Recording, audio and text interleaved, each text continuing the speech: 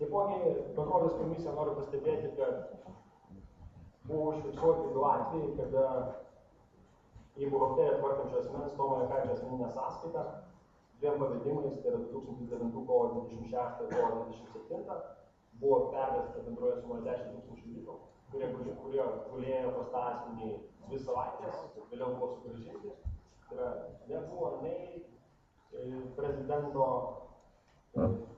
užklausimo asmenį tvarkančio buhalteriją, tokiu pagrindu organizacijos pinigai atsidūrė pas asmenį ir jis nenaudojamas. Ne kažkokio kaip aišku, pagal ką tai galima nustatyti, dėl to dalyko. Taipogi pastebėtina, kad prezidentui buvo mokamas atlyginimas, kuris vėlgi didėjančią tvarką kito, tai yra didėjo. Ir teisinio pagrindo kontrolės komisija vėlgi tam nenustatė, kadangi nebuvo priimtas visuotinio susirinkimo sprendimas, kad nustatyti vienokį tokį atlyginimą prezidentą labai pavyko. Ir kad tai kelia tam tikrų klausimų. Akcentuojant tai, tiesiog norėtųsi parodyti vieną kitą skaidrę, kurios tai, kai jūs matote, tai yra suskanuotos sąskaitos faktūros. Kur buvo panaudotas žurnalas Flintas ir Princesė. Vokiškai čia yra sąskaita 199 litams 7 centams, kur yra pirkta 700 gramų agurkų, faršo, duonos, batono, plataus naudojimo prekių ūkiui. Na, čia yra jau kosmetikos prekės, kremai, plaukų priežiūros priemonės.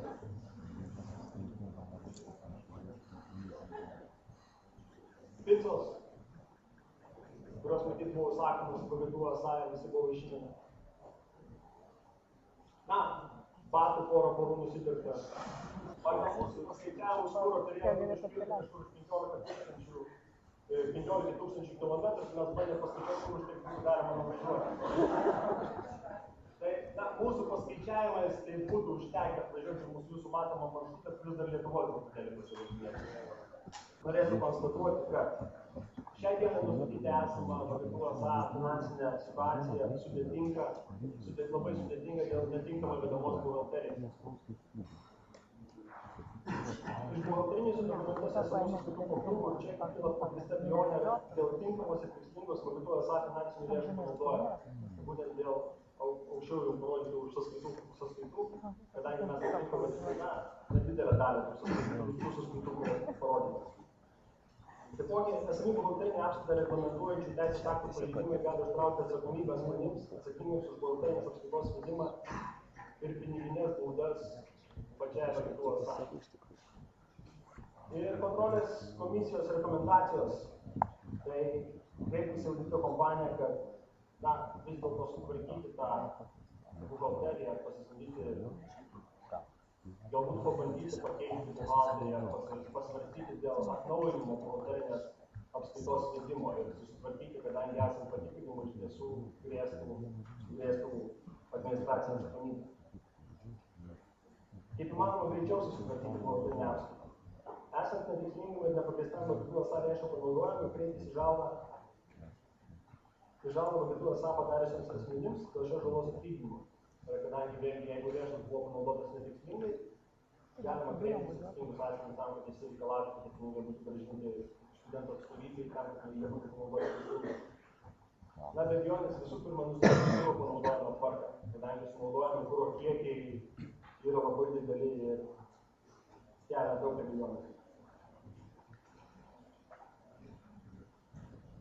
Na ir apibendrinant Vagėtuvo SA metinę ataskaitą, kontrolės komisija mano, kad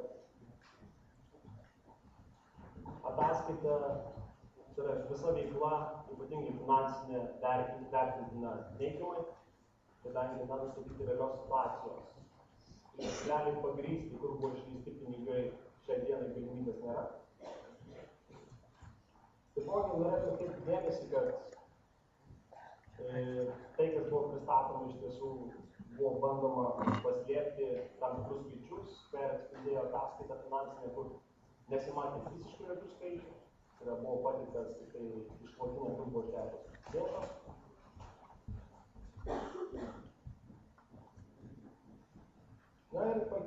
Siūlomi siūlymai dar pakeisti finansininką, įvesti griežtesnę finansinę apskaitą su grynaisiais pinigais, taip sakant, laikytis teisės aktų numatytų reikalavimų, sukurti kompiuterinę laikmenę esą rėmėjų ir partnerių duomenys su visais kontaktais pastoviai juos atnaujinti. Į internetinį puslapį, kaip jau manoma, greičiau įkelti visus valdybos prezidiumo protokolus ir juos numeruoti. Skundų struktūrą, kaip atstovauti administracijos doktoratus, stiprinti vidinius FSA ryšius, ypatingai dėmesį skirti VGTU esą įvaizdžių studentų administracijos tarpe, tai šiuo metu VGTU esą vertinimai itin neigiami, tokia yra kontrolės komisijos nuomonė. Na ir papildomai kontrolės komisija norėtų paskatinti visuotinio susirinkimo dalyvius susimastyti dėl to, kaip yra panaudojami jūsų pinigai, kur jie dingsta ir kas už tai yra atsakingas. Ačiū. Tai ar tai yra kažkokie nusikaltimai, tai matyt vertinti ne mums, tai vertina atitinkamos institucijos. Jeigu jūs klausite, ar galima, ar kažkur, jeigu atsirastų kažkokia žala, kokiu būdu ją būtų galima taisyti, tai aš atsakyčiau, kad asmenys tie, kurie neteisingai arba netikslingai panaudoja lėšas, gali būti patraukti civilinėm atsakomybėm ir turėtų sugrąžinti tas lėšas.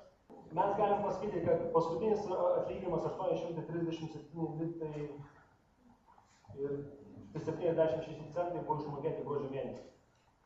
Tai yra, kada pirmą balandžio mėnesį buvo išmokėta 645,78 centai.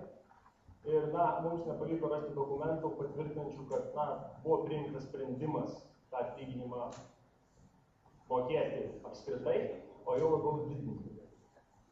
Tada mes darom prielaidą, kad jeigu tokių dokumentų nėra, klausimas, kokie pinigai. Aš pakartoju, dokumentų nėra. Tai gerbiamas prezidentas, tokiu atveju...